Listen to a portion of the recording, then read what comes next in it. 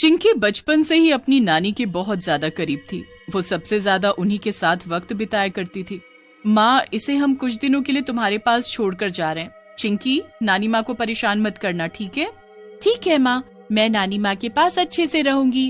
अरे तुम दोनों इसकी चिंता मत करो, ये मेरे साथ बहुत खुश रहती है। हम दोनों मिलकर पूरा दिन खेलते हैं और मजे करते हैं। हाँ माँ, नानी माँ के पास तो कितनी सारी गुड़िया भी है।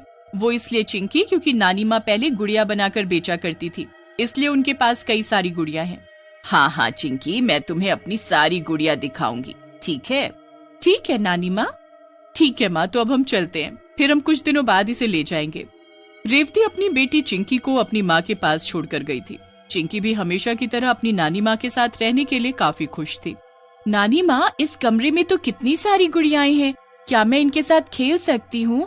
हाँ हाँ खेल सकती हो, क्यों नहीं। ये सब मैंने अपने हाथों से बनाई है। वाह, ये सब बहुत सुंदर है नानी माँ। नानी माँ, वो वाली गुड़िया जो उस ऊपर वाली कांच के संदूक में पड़ी है, वो मैं ले लूं? नहीं चिंकी, तुम इनमें से कोई भी गुड़िया ले सकती हो, लेकिन वो नहीं। क्यों नानी माँ, मैं वो गुड़िया क्यों नहीं ले सकती? वो गुड़िया बहुत ही खास है चिंकी, तुम कभी भी उसे मत लेना, ठीक है? मेरे पास इससे भी सुंदर गुड़िया है। तुम यहाँ रुको, मैं तुम्हारे लिए वो लेकर आती हूँ। चिंकी की नजर उस कांच में संदूक में पड़ी गुड़िया पर ही अटक गई थी, पर क्योंकि नानी माँ ने उसे मना किया था, इसलिए उसने उस संदूक को खोला नहीं। नानी माँ, वो संदूक वाली गुड़िया में ऐसा तो क्या खास है? चिंकी, वो गुड़िया बहुत खास है, इतनी खास कि कोई भी उसे नहीं छू सकता, और अगर किसी ने उसे छू लिया तो वो गुड़िया नाराज हो जाती है। फिर उसे मनाते कैसे है नानी माँ? फिर वो तभी मानती है जब उसकी पसंदीदा ड्रेस उसको पहनाई जाती है। अच्छा, मुझे भी जब मेरी पसंद की ड्रेस मिलती है तो मैं खुश हो जाती हूँ नानी माँ। हाँ, इसीलिए तुम उस खास गुड़िया को कभी भी संदूक से बाहर मत निकालना, ठीक है? ठीक है नानी माँ।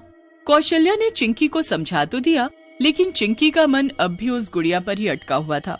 और जब वो रात को सो रही थी, नानी माँ, मैं पानी पीकर आती हूँ। ठीक है, ध्यान से जाना, कहीं अंधेरे में किसी चीज से टकरा मत जाना। जी नानी माँ। चिंकी पानी पीने रसोई में आती है, तब उसे किसी के हंसने की आवाज आती है। कौन है वहाँ? कौन है? चिंकी पास आकर देखती है तो वो संदूक वाली गुड़िया वहाँ खड़ी होकर हंस रही थी। अरे, तुम यहाँ क्या कर रही हो? मुझे तुम्हारे साथ खेलना है। पर नानी माँ ने तुम्हारे साथ खेलने से मुझे मना किया है। पर मैं तुम्हारी दोस्त बनना चाहती हूँ। नानी माँ ने तुम्हें बंद करके रखा था ना, तुम बाहर कैसे आई? मुझे तुम्हारी ड्रेस बहुत पसंद आ गई तो मैं चली आई। मैं तुम्हारी ये ड्रेस ले लूं? चिंकी उस गुड़िया से बात ही कर रही थी कि उसकी नानी माँ वहाँ आ जाती है। चिंकी, इतनी देर हो गई, तुम यहाँ क्या कर रही हो? वो मैं नानी, वो गुड़िया से बात कर रही हूँ। कौन सी गुड़िया? अरे, अभी तो यही थी वो संदूक वाली गुड़िया। चिंकी, तुम अब भी उसी के बारे में सोच रही हो? वो तो संदूक में कैद है, यहाँ कैसे आ सकती है? पर वो यहाँ आई थी नानी माँ, मुझसे मेरी ड्रेस मांग रही थी।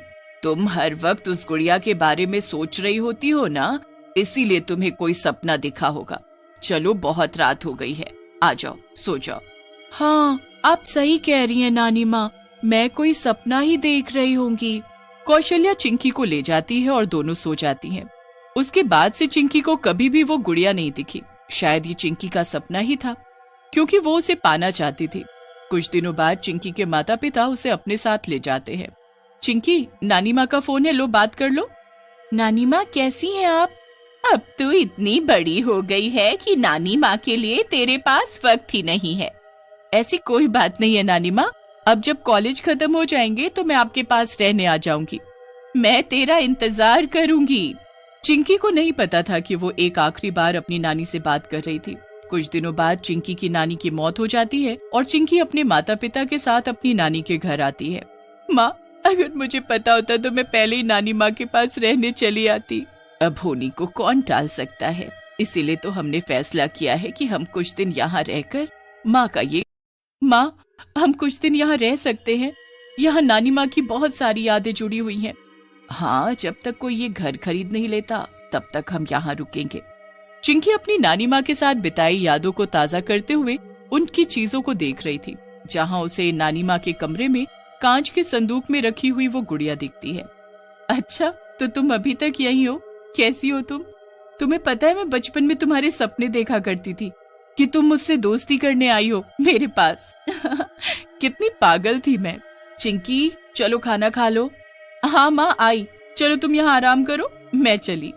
चिंकी जैसे ही पीछे मुड़ती है जाने के लिए तो कोई उसे पीछे से आवाज देता है, चिंकी। ये किसकी आवाज थी? कहीं मेरे कान तो नहीं बज रहे? चिंकी, कहाँ हो तुम? हाँ माँ, आ रही हूँ बस। चिंकी आगे बढ़ने ही वाली होती है कि कोई उसे पीछे से धक्का देकर गिरा देता है। यहाँ तो कोई नहीं, फिर मुझे धक्का किसने दिया? शायद मैं ही जल्दी जल्दी में गिर गई होंगी। चिंकी के साथ जो हो रहा था वो उसे नजरअंदाज कर रही थी, लेकिन उस रात उसके साथ वो हुआ जो उसने कभी सपने में भी नहीं सोचा था। चिंकी, चिंकी, देखो मैं आ गई। कौन है वहाँ? मैं हूँ, तुम्हारी दोस्त। तुमने पिछली बार भी मुझसे दोस्ती नहीं की थी। तो तुम यहाँ? तुम बोल कैसे? मैंने कहा था ना मुझे तुम्हारी दोस्त बनना है। आओ आओ, मुझसे दोस्ती करो। माँ, पापा, माँ। चिंकी की आवाज सुनकर उसके माता पिता दूसरे कमरे से दौड़ कर आते हैं। क्या हुआ चिंकी, तुम चिल्ला क्यों रही हो?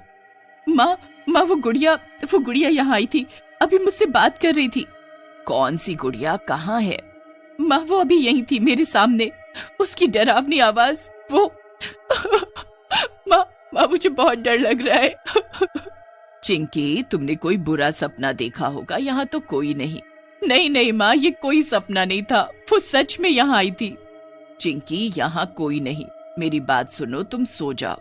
चिंकी को यकीन था कि वो सपना नहीं था, क्योंकि उसके साथ ये चीज पहले भी हो चुकी थी, लेकिन उसे समझ नहीं आ रहा था कि उसे अब इस भूतिया गुड़िया से कैसे छुटकारा पाना है।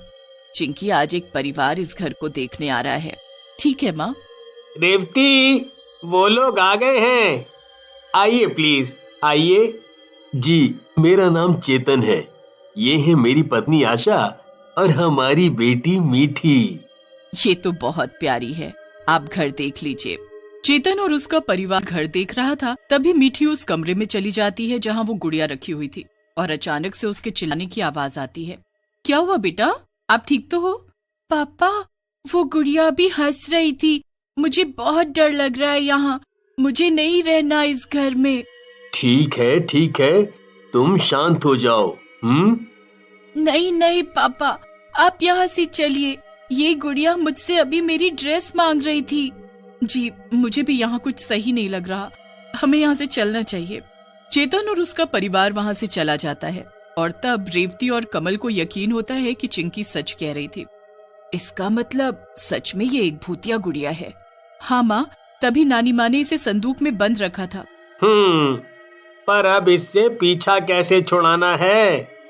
नानी माँ ने मुझसे कहा था कि ये जब रूठ जाती है तो इसे उसकी पसंद की ड्रेस दिलवानी पड़ती है।